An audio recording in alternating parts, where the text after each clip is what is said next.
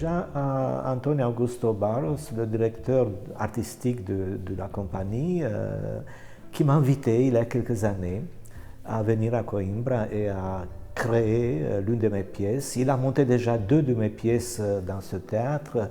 Une troisième a été montée, dirigée par un autre metteur en scène. Donc il y a entre nous une amitié, complicité. Il est venu en Roumanie, je suis venu 2 fois à Coimbra déjà. Je visitais bien sûr le Portugal plusieurs fois. J'ai eu des pièces jouées à Almada. Et puis, je ne suis pas metteur en scène. J'ai toujours écrit dans ma vie, j'ai écrit de la poésie, des nouvelles, des romans, des pièces de théâtre. Donc, mon métier, c'est la parole, le mot, les mots écrits. Mais j'ai toujours monté dans ma tête les pièces que j'écrivais. Et j'ai toujours accordé aux metteurs en scène la liberté absolue lorsqu'ils ont monté mes pièces.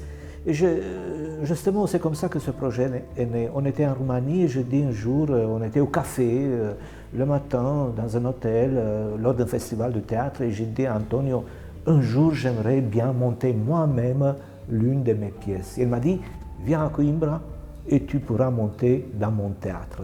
Alors j'ai dit, pourquoi pas? Et les 5 comédiens portugais sont formidables. On a travaillé en français et on a créé une sorte de cabaret politique et poétique, où on danse, il y a des projections vidéo, il y a beaucoup de textes, et bien sûr, on attend maintenant la réaction du public.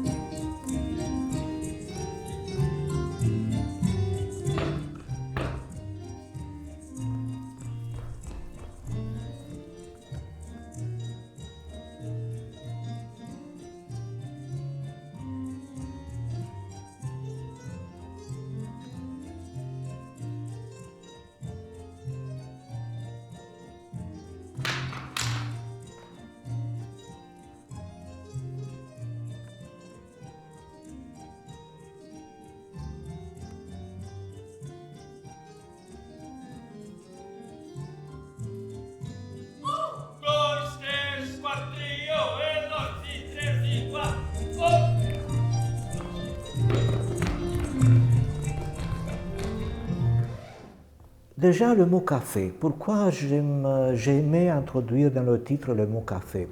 Le café, c'est un endroit magique, une invention de la culture européenne, de la mentalité européenne. C'est le lieu où les idées naissent, où les controverses s'enrichissent, où il y a beaucoup d'avant-garde qui sont nées dans les cafés, beaucoup de projets utopiques, beaucoup d'idées qui sont nées dans les cafés. Des milliers de pages importantes de la littérature universelle sont écrites dans les cafés. Le café, c'est aussi un lieu de spectacle. On s'installe dans un café et on regarde le spectacle de la rue. De l'extérieur, on regarde le spectacle des gens qui sont assis dans les cafés. Donc le café, ça fait partie de l'identité de l'Europe, en effet. Desde que as pessoas ganharam o hábito de utilizar o círculo, o aspecto da cidade mudou completamente. Os círculos estão por todo lado. Há pessoas que simplesmente gostam de se instalar no passeio ou no meio da rua, rodeando-se do círculo. Há também quem já não saia dele há dias e dias. Toda a gente crê que o círculo representa a solução milagrosa de todos os tempos. Este é o novo milénio e já ninguém é infeliz. No início era necessário ter um giz negro magnético para podermos desenhar o círculo, mas o preço do giz era muito caro e a maioria das pessoas não o conseguia comprar.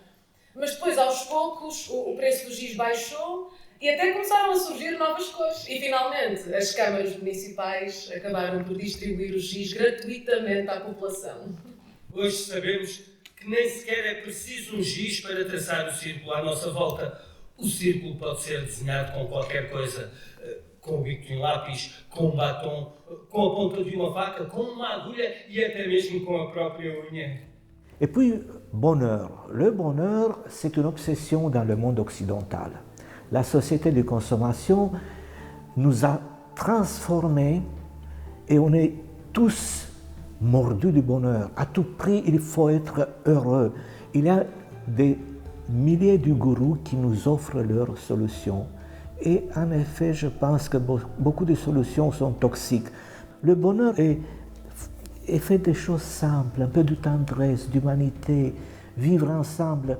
Donc voilà, ma pièce, enfin ce texte, propose un débat autour de comment vivre avec peu de bonheur, mais du bonheur profond.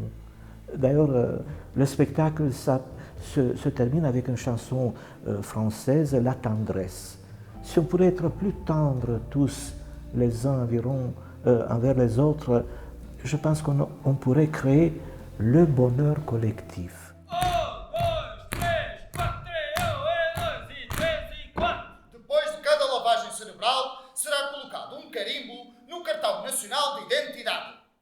Aqueles que se opuserem à lavagem cerebral serão considerados inimigos da harmonia social global.